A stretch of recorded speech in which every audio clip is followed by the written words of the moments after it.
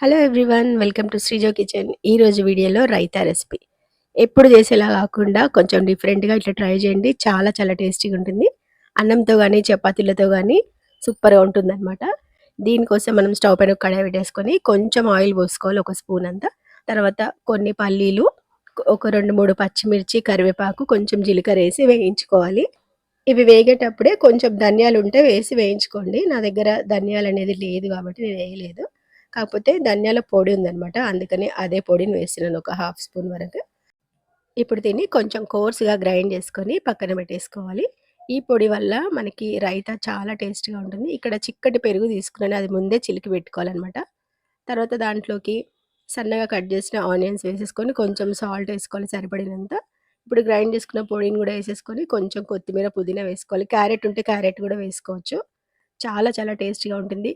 ఉట్టి అన్నంతో తినేసేయొచ్చు, లేదా చపాతీలు చేసుకున్నప్పుడు, కర్రీస్ ఏం లేనప్పుడు ఈ రైతా ట్రై చేయండి, చాలా బాగుంటుంది. బిర్యానీ, బగారన్నం వాటిలోకి కూడా సూపర్గా ఉంటుందన్నమాట. సో తప్పకుండా ట్రై చేయండి.